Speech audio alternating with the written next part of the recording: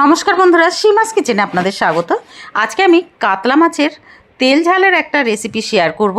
রবিবারের দুপুরে অথবা যে কোনো ছুটির দিনের দুপুরে গরম গরম ভাতের সঙ্গে খাওয়ার জন্য দারুণ টেস্টি আর খুব সহজভাবে তৈরি কাতলা মাছের এই তেল ঝালটা আমি কিভাবে বানিয়েছি আসুন আপনাদের সঙ্গে শেয়ার করি। এই রেসিপির জন্য কাতলা মাছ নিয়েছি, কয়েকটা কাতলা মাছের পিস নিয়েছি, 5 থেকে 6 পিস। এবার ছোট চামচের 1.5 চামচ আমি হলদি পাউডার আর 2 চামচ নুন নিয়েছি। মশলার বক্সে যে ছোট চামচগুলো হয় না, ওই চামচের মাপেই নিয়েছি। এবার ভালো করে মাখিয়ে নেব নুন হলুদ মাছের গায়ে। ভালোভাবে মাখানো হয়ে যাওয়ার পরে এবার কড়াইতে দিয়ে দেবো সর্ষের তেল। তেলটা গরম হতেই মাছগুলোকে ভাজার জন্য ছেড়ে দেব।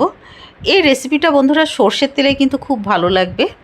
এবার মিডিয়াম ফ্লেমে উল্টে পাল্টে মাছগুলোকে ভেজে নেব।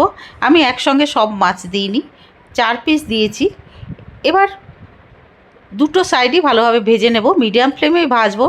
যদি হাই ফ্লেমে ভাজা হয় তাহলে উপর থেকে তো তৈরি হয়ে যাবে কিন্তু ভেতরটা কাঁচা থাকবে, সেই জন্য মিডিয়াম ফ্লেমে ভেজে নেব। ভাজা হয়ে যাওয়ার পরে এবার একটা প্লেটে তুলে নিয়েছি। এবার ওই তেলের মধ্যেই একটা মিডিয়াম সাইজের পেঁয়াজ দিয়েছি, পেস্ট করে গ্রাইন্ডিং জারে পেস্ট করে নিয়েছিলাম।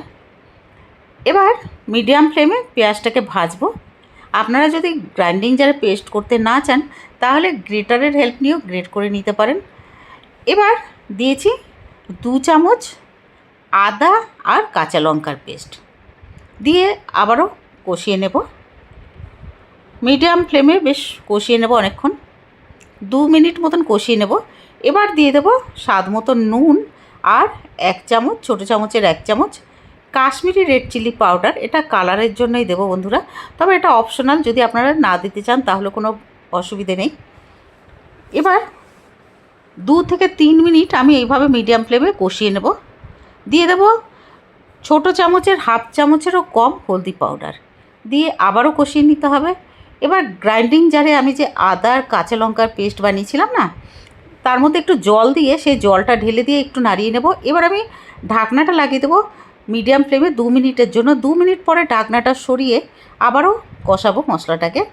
এবার একটা বাটির মধ্যে 1/2 কাপেরও কম একদম হালকা গরম জল, মানে হাত ডোবানো যাবে এরকম একটু গরম জল নিয়েছি। তার মধ্যে 2 চামচ সর্ষে আর পোস্ত যে পাউডার পাওয়া যায় না, সেটা দিয়ে ভালো করে গুলিয়ে নেব।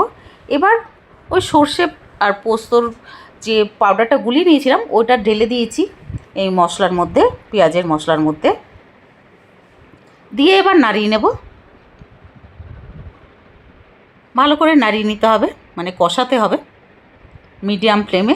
কষাতে কষাতে যখন মশলার উপর থেকে এরকম তেল আসতে শুরু করবে দেখুন, তখনই বোঝা যাবে যে মশলাটা খুব ভালোভাবে কষানো হয়েছে। এবার দিয়ে দেব জল। আমি 1.5 কাপ মতন জল দিয়েছি। জলটা দিয়ে এবার আবার একটু নাড়িয়ে নেব। উপর থেকে দিয়ে দেবো কাঁচা লঙ্কা, মাঝখান থেকে একটু চিড়ে দিয়েছিলাম, দিয়ে ঢাকনাটা লাগিয়ে দেব। এবার 3 মিনিটের জন্য মিডিয়াম ফ্লেমে ফুটতে দেবো ঝোলটাকে। 3 মিনিট পরে ঢাকনাটা সরিয়ে দেখুন ঝোলটা বেশ ফুটতে শুরু করেছে। এবার ভেজে রাখা মাছগুলোকে দিয়ে দেবো, দিয়ে আবারও কিন্তু ঢাকনা লাগিয়ে দেবো 2 মিনিটের জন্য। 2 মিনিট পরে গ্যাসটা অফ করে দেবো, মিডিয়াম ফ্লেমেই ছিল। তারপরে ঢাকনাটা সরিয়ে নেব। তৈরি হয়ে গেছে আমাদের দারুণ টেস্টি ইয়াম্মি মাছের ঝাল, কাতলা মাছের তেল ঝাল। পুরো ভিডিওটা দেখার জন্য অনেক অনেক ধন্যবাদ। আর ভিডিওটা ভালো লাগলে প্লিজ লাইক, শেয়ার ও সাবস্ক্রাইব করে দেবেন। আর কমেন্ট করে জানাবেন যে এই মাছের এই তেল ঝালটা খেতে কেমন লাগলো। অনেক অনেক ধন্যবাদ পুরো ভিডিও দেখার জন্য।